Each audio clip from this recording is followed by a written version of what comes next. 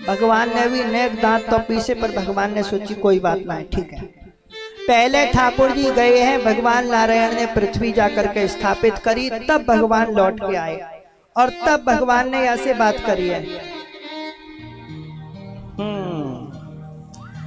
श्री भगवान वाच सत्यं वयं भो वनगोचराः मृगाः योष्मद् विधान मृगये ग्राम सिंहान न मृत्युपाशैः प्रतिमुक्तस्य वीरा विकथनं तब गृह्णन्ति भद्र। भगवान कह रहे हैं, आप सुनिए। सत्यम, तुमने सत्य कहा। आपने हमते कई जंगली शूकर, आपने बिल्कुल ठीक कही। हाँ, हम वन के शूकर हैं, भगवान श्री वराह नारायण कह रहे हैं। सत्यम भयम भो वन गोचरा मृगा, हम वन में विचरने वाले शूकर हैं। यहाँ पे मृग को अर्थ शूकर है, परंतु हम कैसे वन्य शूकर हैं? वन्य शूकर को मतलब हो वन में रहने वाले, वन्य वन्य शब्द का अर्थ हो गए वन में रहने वाले शूकर। शूकर भी प्यारो दो प्रकार के हो गए, एक ग्राम्य शूकर, एक वन्य शूकर। जो गामन में गलियन में पाए जावे, गंदी गंदी चीज खातो डोले, वो हो गए ग्राम्य शूकर। भगवान ने अवतार धारण किया वन्य शूकर, जंगली शूकर। जंगली शूकर ये गंदी चीज नहीं खाता है, मलभक्षी नहीं होता, वो शुद्धता से रहता है और शाकाहारी होता है। तो तुमने ठीक कहा, हम जंगली शूकर हैं, परंतु कैसे जंगली शूकर हैं, कैसे वन्य प्राणी हैं? बोले तुम जैसे, ठाकुर जी कह रहे हैं, युष्मद् विधान मृगये ग्राम सिंहान, तुम जैसे ग्राम सिंहों को हम खोजते फिरते हैं। ग्राम सिंह जानो, कुत्ता को के ग्राम सिंह मतलब पाले भगवान थे जंगली सुअर, कई भगवान ने बातें श्वान बोल दियो, कुत्ता बोल दियो। संस्कृत में शब्द ऐसे ही रहे भैया, उतने बुरे ना लगे पर अर्थ बड़ो गंभीर है। संस्कृत में गाली भी बड़ी अद्भुत अद्भुत हो करें। एक बार का भयो, एक महामंडलेश्वर जी है, पढ़े लिखे लाए ज्यादा, पर पैसा वैसा लेके मंडलेश्वर बन जाओ में वैसे बन गए थे। एक चेला बिन्ने रख रखो अपने संग में, तो जब भी महाराज जी कथा प्रवचन करवे बैठते तो पहले चेला बोलता माइक पे, हमारे गुरुजी परम विद्वान प्रातः स्मरणीय अनंत श्री विभूषित श्री श्री 1008 अमुक महामंडलेश्वर और ये महाराज और वो महाराज। एक दिन की बात, महामंडलेश्वर जी ने वहां में लताड़ लगा दी कहू बात पे, चेला गुस्सा है वो। और चेला जब ऋषि आए गए हो तो बाले ऋषि आके परिचय दियो, तो अब महाराज को तो संस्कृत आती नहीं ज्यादा बेचारे है, तो वो चेला कह रहा है हमारे गुरुजी बहुत बड़े धर्मध्वज है। अब धर्मध्वज जो शब्द है या को अर्थ होवे पाखंडी, धर्मध्वज को अर्थ का होवे पाखंडी। अब गुरुजी तो मुस्कुरा रहे हैं और चलता हंसे जोर जोरते, बोले जी का कह रहा हूं अपने गुरुजी के लिए बड़े धर्मध्वज है। जनता संस्कृत जानती है, जैसे हम लोग काउते बोले, जैसे गुस्सा में बोले में गधा, तो संस्कृत में गधा ना बोले, संस्कृत में बोले वैशाख नंदन। अब आप काउते वैशाख नंदन बोलो तो वो थोड़ा खुश हो जाए, वो कुछ बढ़िया सी लग रही है बात। सोलवे में एक सही सो लग रहा हो वैशाख नंदन, जैसे नंद नंदन, वसुदेव नंदन, दशरथ नंदन, ऐसे ही कछु हो तो वो वैशाख नंदन। ऐसे ही धर्मध्वज, ऐसे ही ठाकुर जी ने शब्द प्रयोग किया ग्राम सिंह। कौती कुत्ता कह दो नाराज है जाएगा, पर ग्राम सिंह बोलोगे सोचोगे गांव के कोई सिंह साहब होंगे भैया, ऐसा ही कछु अर्थ होगा। पर ग्राम सिंह को अर्थ हो गए कुत्ता। ठाकुर जी ने जब याती ये शब्द प्रयोग किया, आप तो धीरे धीरे बात बढ़ गई।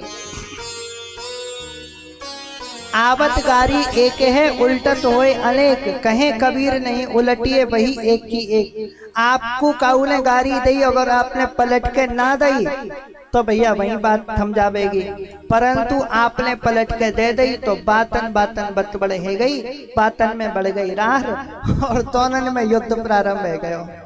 बड़ो भारी युद्ध। एक बार तो भगवान श्री वराह नारायण देवतान में हाहाकार मच गयो है।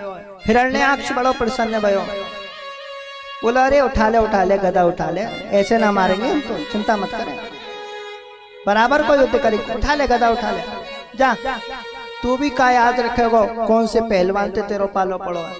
भगवान नारायण मुस्कुरा दिए। अब देवता मनी मन में सोचे हमारे भगवान ऐसी लीला क्यों कर रहे हैं, क्योंकि ठाकुर जी दिखा रहे हैं जल्दी को काम शैतान को भैया जल्दी जल्दी नहीं करनी चाहिए, हर काम में काऊ काम में जहां में जल्दी करनी चाहिए वही में करो, सब कामन में जल्दी जल्दी ना है।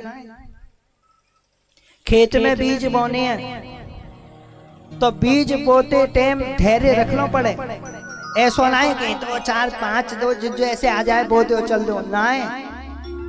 कितनी दूरी पे कितना धरना है वो सब किसान को स्मरण रहे, हर काम में जल्दी ना करी जावे। ऐसे ठाकुर जी ने कही चलो संजा को समय भयो है। श्री ब्रह्मा जी ने भगवान के चरणन में प्रणाम किया, प्रभु बहुत देर रह गई, यह आपने बहुत खिला लिया, अब यह मार दो। ठाकुर जी ने देखी ब्रह्मा जी ज्यादा परेशान रह रहे हैं, तुरंत भगवान ने गदा फेंकी है, मल्ल युद्ध की चुनौती दी है, आजा भैया मल्ल युद्ध कर ले। जैसे ही मल्ल युद्ध करवे को आयो है तम मुष्टि भिर विनिघ्नन्तम वज्र सारई रथोक्षजः करेण कर्ण मूले हन यथा त्वाष्ट्रम मरुत्पति। भगवान ने गाल के पीछे कान के नीचे या जगह पे एक जोरदार मुक्का बना के मारो है। एक ही मुक्का में जैसे ही चोर को पड़ो या कि आई के चक्कर खाता भयो भैया नीचे गिरो, धड़ाम ते नीचे आए के गिरो या के प्राण पखेरु उड़ गए हैं। बोलो श्री वराह नारायण भगवान की जय। हिरण्याक्ष को वध भगवान ने कियो है। बाद में श्री ब्रह्मा जी की बनाई सृष्टि अनेक प्रकार की श्रवण करवाई है। श्री ब्रह्मा जी की सृष्टि में ब्रह्मा जी के छाया से एक संत उत्पन्न भय, ऋषि उत्पन्न भय कर्दम जी। कर्दम जी को विवाह मनु जी की जो 3 बेटियां आकुति, देवहूति, प्रसूति, इनमें से जो दूसरी है देवहूति, उनके संग में कर्दम ऋषि को ब्याह भयो। ब्याह भी कैसे अद्भुत रूप से भयो है सुनो। एक बार श्री कर्दम ऋषि, देखो कर्दम ऋषि एकमात्र ऐसे महात्मा है पूरी भागवत जी में,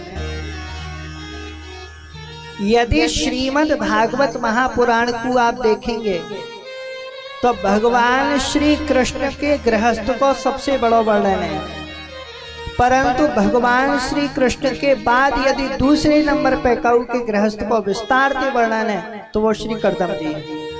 कर्दम जी के गृहस्थ को बड़े विस्तार से वर्णन, गृहस्थ कैसो होना चाहिए ये कर्दम जी के चरित्र से शिक्षा मिले। सबसे पहले प्रजा सृजेति भगवान कर्दमो ब्रह्मणोदितः सरस्वत्यां तपस्तेपे सहस्राणां समादश।